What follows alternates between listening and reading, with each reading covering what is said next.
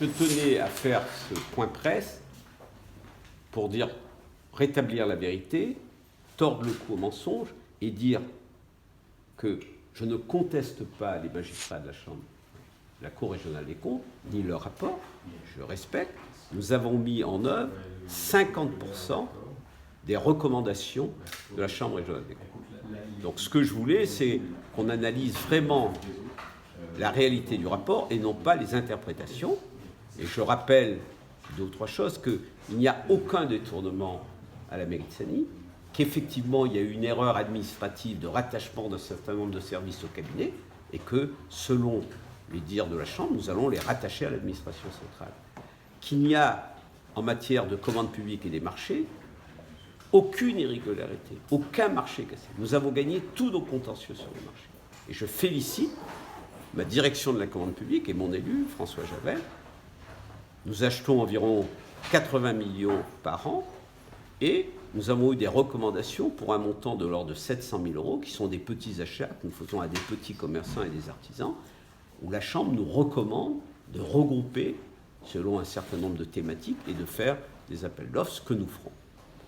En ce qui concerne les recrutements, nous avons réduit le nombre d'agents à la ville de Seny, passant de 3100 à 2800, et nous avons augmenté de 50% l'encadrement et la qualité.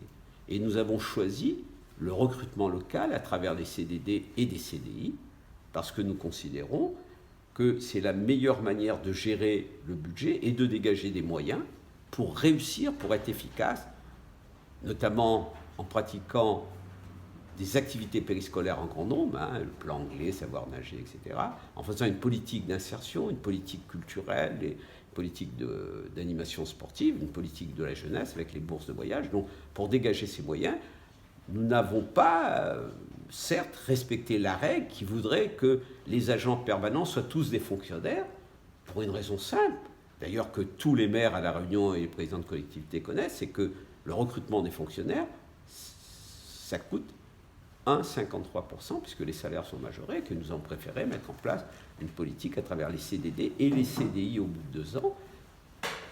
D'ailleurs, au début, avec l'accord de la préfecture, M. Xavier Brunetière nous a autorisé, le sous-préfet à la cohésion sociale. Ensuite, il y a eu un recours, c'est normal, enfin, c'est légitime, et la justice nous interdit aujourd'hui de pratiquer à la CDIsation après 2 ans. Donc nous allons obéir, bien sûr, aux injections. En ce qui concerne, je dirais, la gestion financière, non.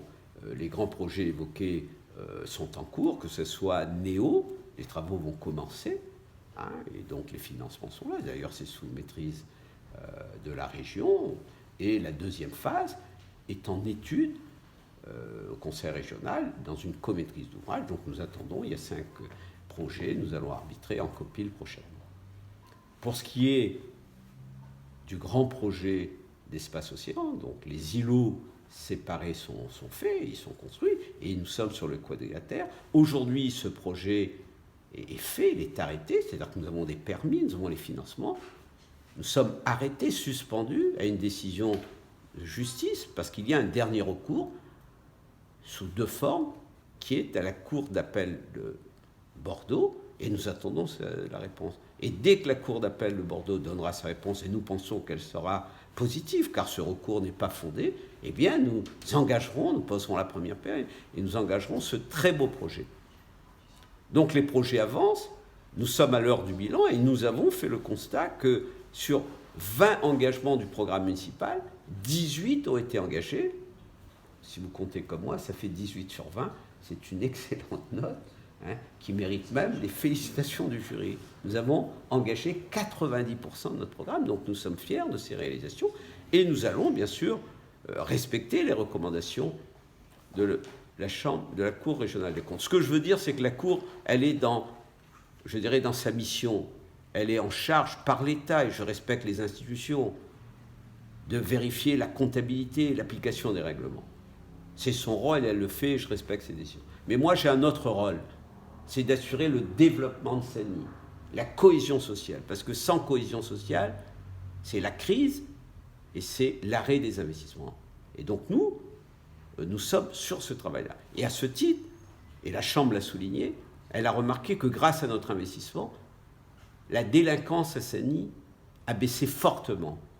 Nous sommes la ville française parmi les 20 villes de plus de 150 000 habitants qui avons le plus faible taux de délinquance de France. C'est un magnifique résultat. Et aujourd'hui, au moment où je vous parle, le directeur de la sécurité publique, M. Lebon, nous a confié les derniers chiffres. Les 5 premiers mois de 2019 sur 2018, nous sommes en baisse de 16%. C'est le reflet que Saint-Denis avance, change en bien, et donc nous sommes, nous, satisfaits de notre bilan, de ce très bon bilan, et nous allons l'expliquer, bien sûr, rétablir la vérité et tordre les coups aux mensonges.